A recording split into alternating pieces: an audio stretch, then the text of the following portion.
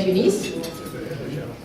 Il a été auparavant directeur marketing dans le groupe Poulina et directeur commercial et marketing à Tunisiana.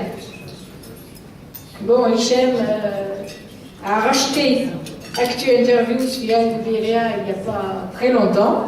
Ça ne s'est pas su, mais c'est l'occasion de le faire savoir.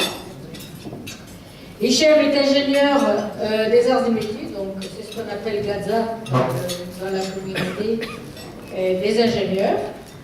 Et pendant qu'il prépare son ordinateur, je peux continuer à dérouler son CV. Il a fait 3 DESS, 2 DEA, et il n'a pas terminé les études encore, parce qu'il continue. Qu'est-ce que tu continues à faire?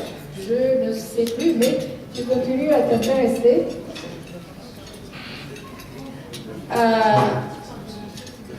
en tous les cas, il est passionné de l'histoire de la civilisation. Et surtout, Hichem, il a participé en tant qu'entreprise de sondage au colloque sur la critique des sondages organisé par le monde diplomatique à l'Assemblée nationale à Paris le 5 novembre 2011. Ça y est? Je te donne la parole et le micro. Qu'est-ce que tu continues de faire comme étude en ce moment? L'histoire. Voilà. Donc, par respect pour notre invité et pour les personnes qui ne sauraient pas parler arabe ou la tunisien, on va parler exclusivement en français. Donc j'ai posé un certain nombre de problématiques qui ont été effleurées par Emmanuel. Il y a un peu plus d'une heure, je ne connaissais pas Emmanuel, et je me suis dit, avec, comment il s'appelle, Emmanuel Rivière, avec un nom comme ça, on nous envoie quelqu'un qui va noyer le poisson.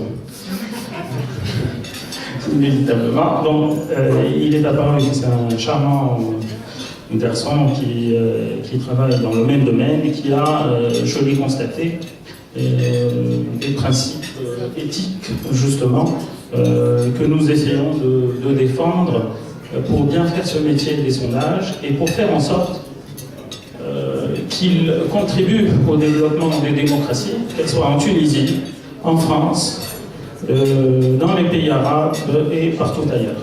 Donc je commencerai par vous citer un grand philosophe et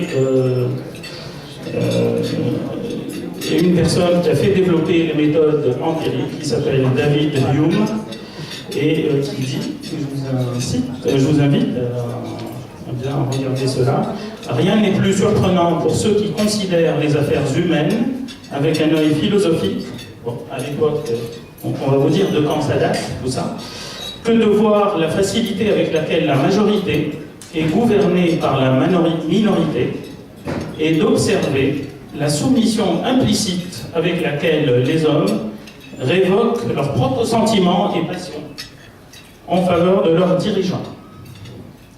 J'espère que ça vous rappelle quelque chose.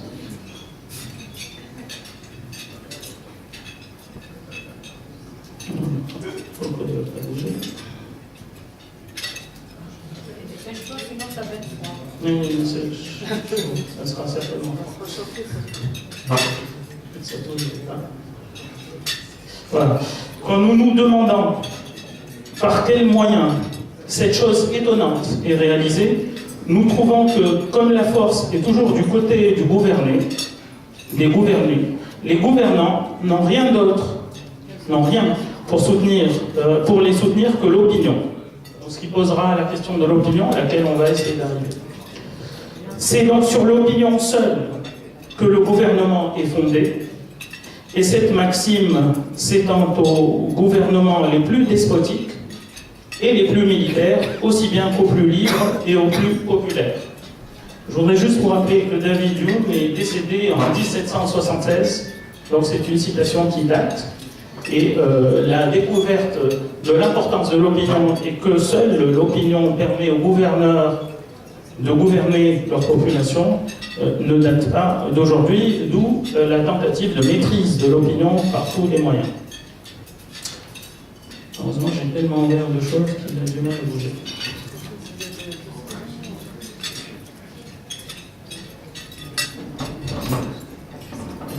fermer les choses.